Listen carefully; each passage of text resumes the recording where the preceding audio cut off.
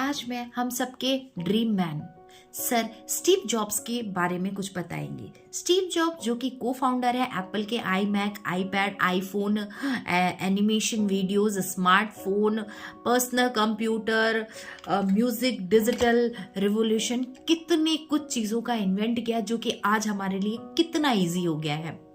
Sir आज बातें सारी सर की रहेगी, आवाज़ सिर्फ मेरी रहेगी। सर को एक कॉलेज में इनवाइट किया जाता है जहां पर उनको ग्रेजुएशन सेरेमनी में स्पीच देना होता है।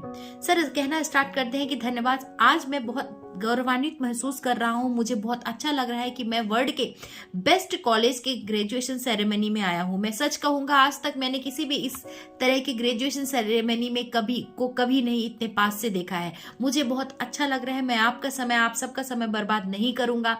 मैं अपने लाइफ की 3 स्टोरी आपके सामने रखूंगा। पहली स्टोरी है डॉट्स कनेक्ट करने के विषय में।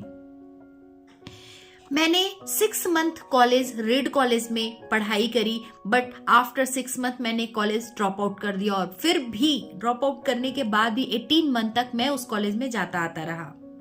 इन सब सवालों का जवाब मैं आगे दूंगा। तो बात उन दिनों की है जब मेरा जन्म भी नहीं हुआ था। मेरी माँ जो थी वो यंग ग्रेजुएट स्टूडेंट थी। उनका मानना था कि मैं किसी ग्रेजुएट कपल्स के माता पिता के बीच में ही मेरी पढ़ाई हो, और जैसे कि बात सारा सेट हो चुका था अडॉप्शन का, तो एक वकील फैमिली से बात हो गई थी। बट जब जैसे ही मेरा जन्म हुआ उसी मोमेंट उन्होंने डिनाई कर दिया कि मुझे तो बेटी चाहिए थी।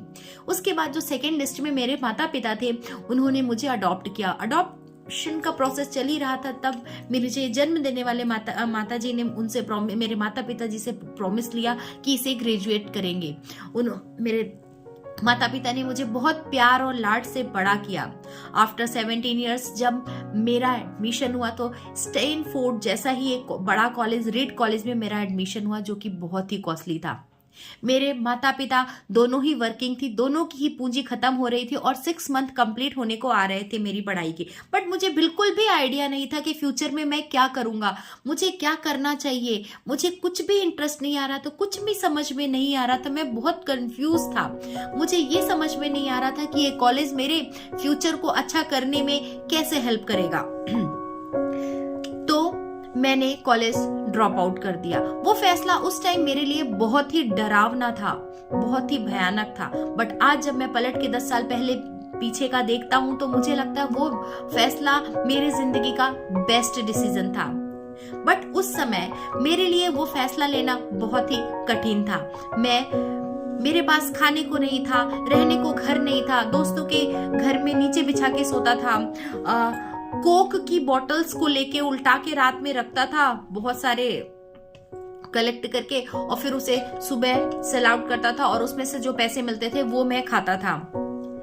7 डेज संडे का मुझे वेट रहता था कि संडे 7 मील चलने के बाद एक जो मंदिर आता है वहां पे भरपेट खाना संडे को डिस्ट्रीब्यूट होता था। मैं उस दिन खाना खाता था और मुझे बहुत ही, सच कहूं तो बहुत ही अच्छा फील होता था।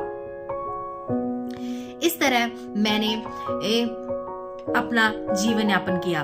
उसके बाद मैं उस कॉलेज में रीड कॉलेज में, क्योंकि पूरा उस शहर में सबसे अच्छा कैलियोग्राफी उसी कॉलेज में सिखाई जाती थी, और उस कॉलेज में पोस्टर लेबल्स इतने सुंदर थे कि आपको मैं शब्दों में बयान नहीं कर सकता हूँ। तो मैंने ये डिसीजन लिया कि मुझे अनइंटरेस्टेड क्लासेस लेने की आवश्यकता नहीं है, क्योंकि मैंने कॉलेज ड्रॉप आउट कर दिया है। तो मुझे जो इंटरेस्ट है उस सब्जेक्ट में मैं फोकस कर सकता हूँ। तो मैंने कैलियोग्राफी सीखना प्रारंभ किया। उसमें मैं सैंस सेरिफ टाइप फेसेस के बारे में सीखा, अलग अलग अक्षरों के बीच में स्पेस वेरी करना सीखा, और किसी अच्छे टाइपोग्राफी को क्या चीज और अच्छा खूबसूरत बनाती है उसके बारे में सीखा।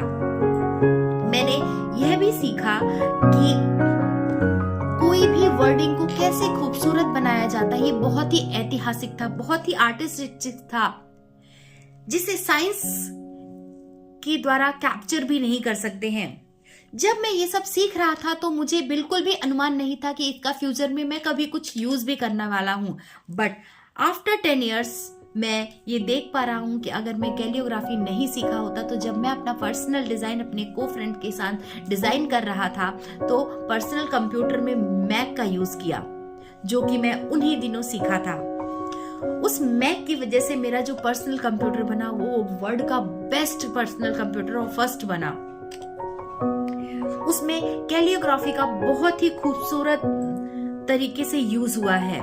अगर मैं कैलियोग्राफी में एडमिशन नहीं लिया होता तो मैं मैक का मल्टीपल टाइप फेसेस या प्रोपोर्शनली स्पेस फॉन्ट नहीं बनता मुझसे, और मैं मैक डिजाइन नहीं कर पाता।